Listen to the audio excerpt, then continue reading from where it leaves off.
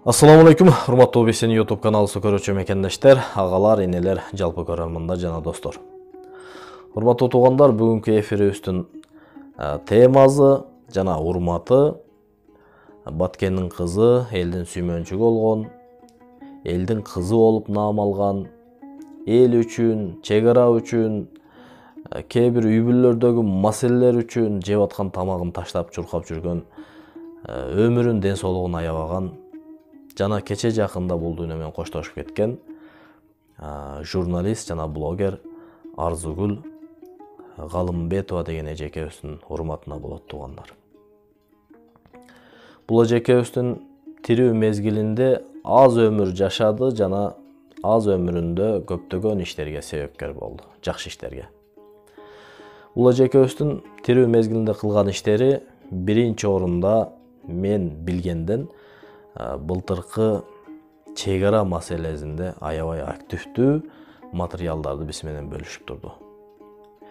Бир түз эфиринде эжеке ушул эфирлериңизди Facebook'tan алып, чакан жупуну каналдарыбызга, YouTube каналдарыбызга жүктөзөк болобу десем, макул деп уруксат бердиле.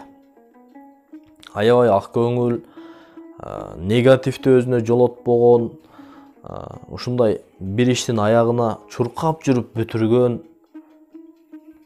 аял киши болгонуна карабастан ушундай сөзүнө жоопкерчиликтүү болгон, ишине жоопкерчиликтүү болгон инсан болгон экен туугандар. Албетте бул маселелерди тирүү мезгилинде айтсак болот эле, тилекке каршы биз кыргыздар өлгөндө гана эстеп калат экенбиз да. Ушул адатыбыз жаман. Бирок өлгөндөн кийин дагы мындай инсандардын кылган иштерин бизге ошогон блогерлер айтабы десем, күттүм, ушунча күндөн бери күттүм, бир блогер чыгып айтып койгонун мен көрбөдүм. Балким мен көрбөй калгандырмын.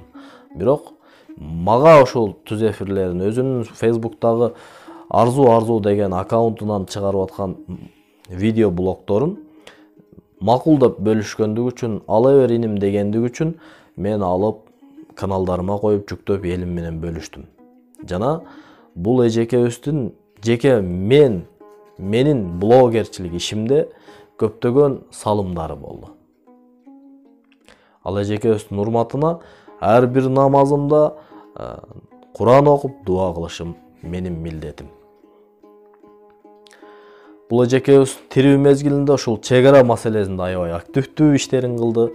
Бир эле телефону түз эфирден Facebook сайтынан, аккаунтунан түз эфирден элге жана өзүнүн кесиптештерине материалдарды бөлүшүп турду. Чек ара маселеси болобу, бир үй бүлөлүк маселе болобу, бир коррупционерлер менен болуп аткан маселелер болобу, баардыгын ушул бир эле телефону менен байкуш эл менен бөлүшүп жүрдү.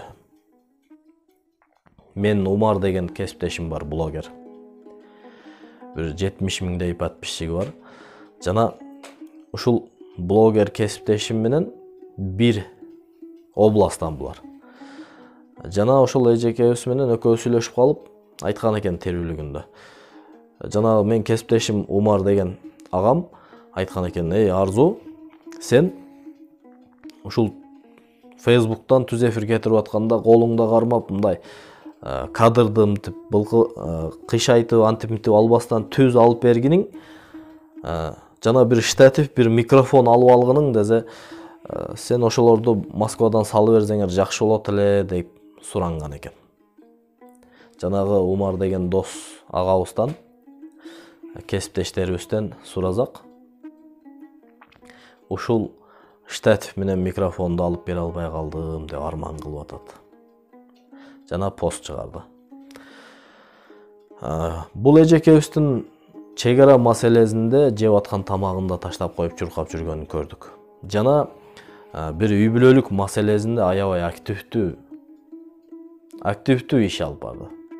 Мен бул ишине жараткан Кудай ыраазы болсун. Караңыздар, бир үй бүлөдө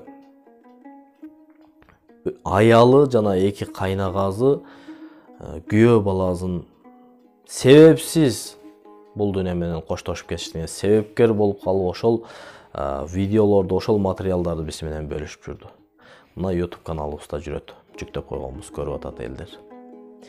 Бул эжекебиздин өмүрү ушундай экен. 37 жашында бул дүйнө менен коштошуп кете берди.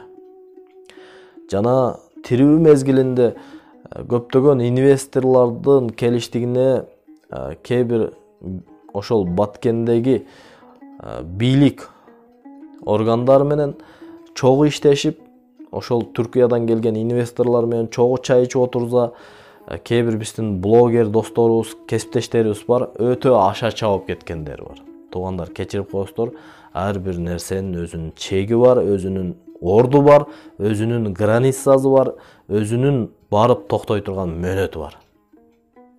Мен ошо барып токтой турган жерге чейин алып барамын, андан кийин эл өзү талдап алат. Туурасын туура деп, туура эмесин туура эмес деп тандап алат. Жанагы границадан, жанагы мыйзамдан аша чабып кетпеш керек.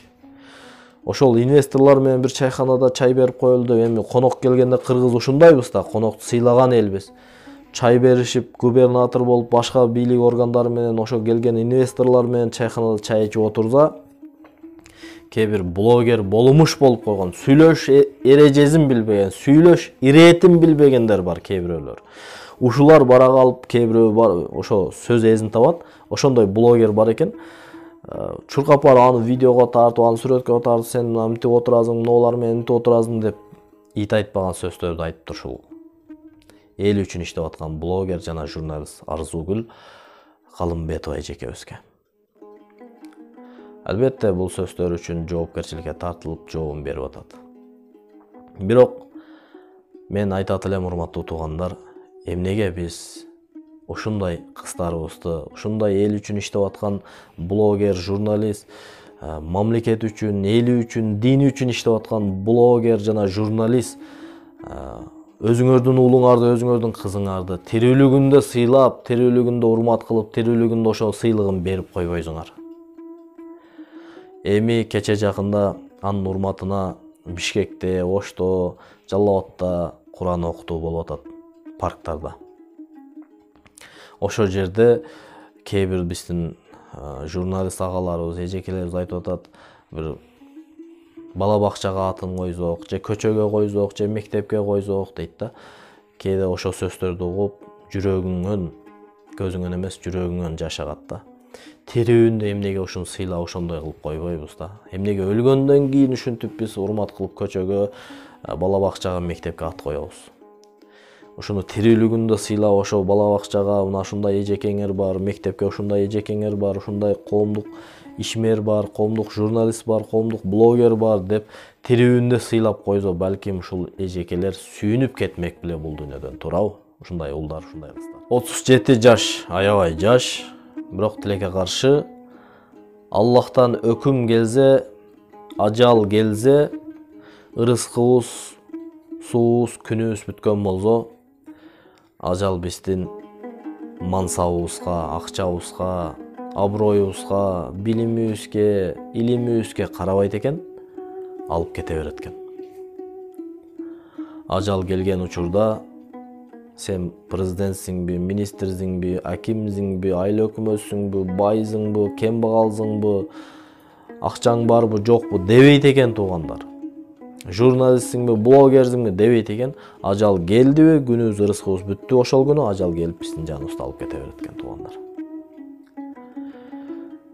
Жараткан Аллах Таала Арзугүл эжекебиздин жаткан жери бейиштен кылсын, кабырларын нурга толсун.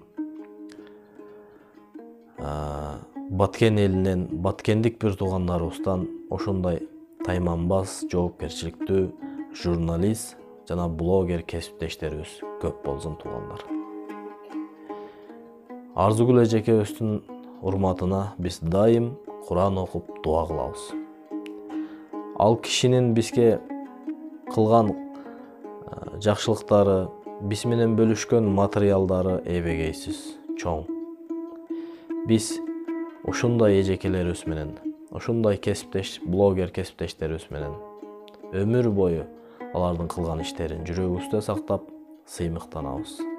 Акызына Куран окуп, дуа кылабыз. Кийинки эфирден көрүшкүнчө баарыңыздарга тынччылык, аманчылык каалаймын. Ассаламу алейкум.